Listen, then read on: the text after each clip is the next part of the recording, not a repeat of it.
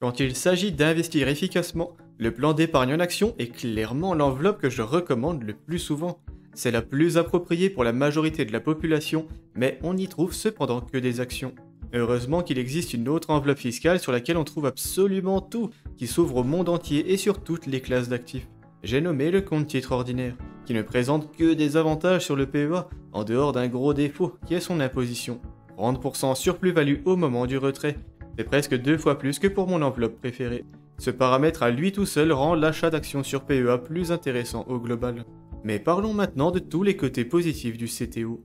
Les frais de gestion pratiqués y sont plus faibles, ça sera généralement 0,1%, donc environ 3 fois moins que sur PEA. Ça s'explique par le large choix d'actifs, et donc la forte concurrence qu'il y a entre eux. Et on y constatera une grande variété de choix, comme je vous le disais plus tôt. On y trouve notamment des actions, mais aussi de la crypto, des matières premières, des produits dérivés, des obligations, des fonds immobiliers cotés en bourse, et c'est une liste non exhaustive. Donc il est très pratique, vous pouvez réunir tout ça au même endroit, ce qui simplifie vos comptes et votre vie par la même occasion. Enfin, les frais de courtage sont plus faibles également. Sur PEA, vous paierez généralement 0,5%, soit 5 € pour un investissement de 1000. Mais sur CTO, ça sera généralement moins que ça, et même beaucoup moins si vous l'ouvrez chez le sponsor de cette vidéo, qui est Trade Republic. Le tout premier de la chaîne, et si vous me suivez depuis un moment, il vous sera familier, étant donné que je n'ai pas attendu d'avoir un partenariat pour les recommander. Chez eux, les frais de courtage sont de 1 €, quel que soit l'ordre que vous passez, donc très intéressant dans le cas d'une grosse transaction. Même un achat de 10 000 € ne vous coûterait qu'1 €, donc c'est solide. Il vous est également possible de faire tomber les frais à 0 en utilisant l'investissement programmé.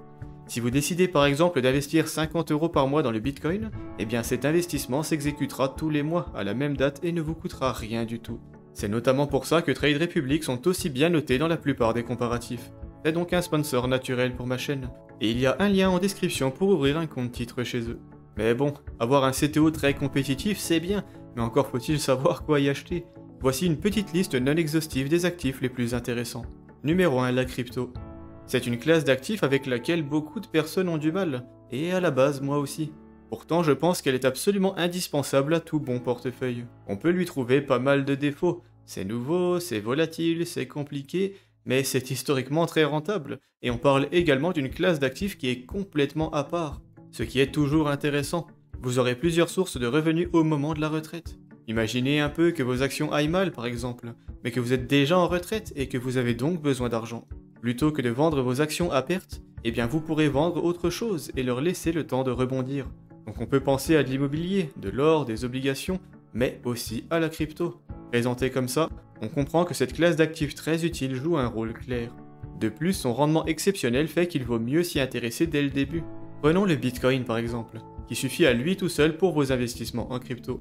Il prend 30% par an depuis 10 ans, un taux exceptionnel qui pourrait rendre n'importe qui richissime avec un peu de temps. Donc il est intéressant de les acheter le plus tôt possible pour les laisser fructifier, mais aussi pour diluer les fluctuations dans le temps et les rendre moins gênantes. Numéro 2, les ETF spécifiques. Il y a de quoi faire sur le PEA, mais vous n'y trouverez que des ETF suivant les plus grands indices, ce qui est déjà très bien.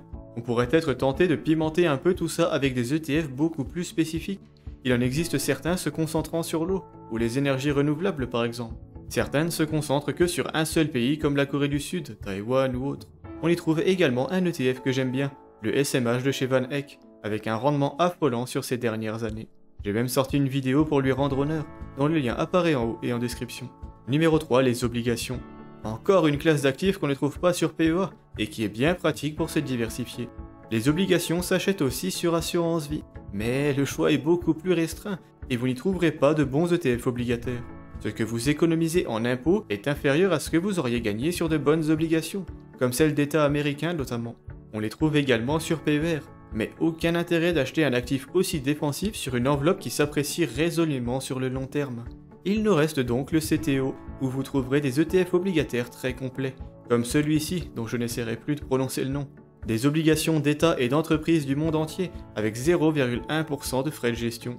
Cet ETF suffit à lui seul pour investir efficacement en obligations, un actif indispensable pour un patrimoine équilibré et une rente fiable. Numéro 4, l'or. On la trouve techniquement sur assurance vie, mais vous devrez plutôt investir dans des sociétés minières, pas sur le cours de l'or directement. Il reste donc deux choix, l'acheter physiquement ou sur compte titre à travers un ETC, Un indice suivant précisément le cours de l'or. Posséder de l'or chez soi peut sembler rassurant, mais présente des désavantages.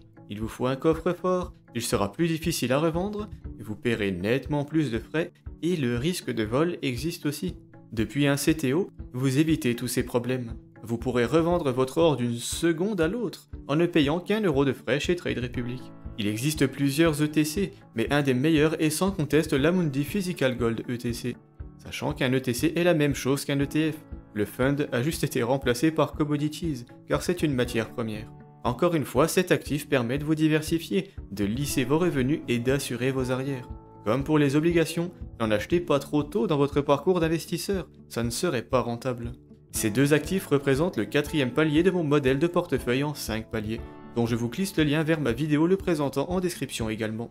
Donc en gros, si vous prévoyez d'investir pendant 30 ans, il vaudra mieux vous concentrer sur des actifs plus rentables pendant 10 ou 15. Je pense à la crypto, aux ETF sur PEA ou encore au SMH que nous avons vu plus tôt.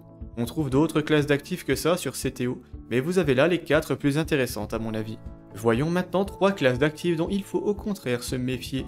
Les actions et ETF à dividendes n'ont que des désavantages sur compte titre. Un dividende n'est qu'une partie de l'action qu'on prélève pour vous la donner, ce n'est pas un gain. Une action à dividende à 100 € qui vous verse 10 € tombera à 90 €. C'est comme si vous étiez forcé de la vendre, et vous passerez par la case impôt. C'est 30% sur plus-value qui s'envoleront régulièrement, et qui viennent donc freiner les intérêts composés.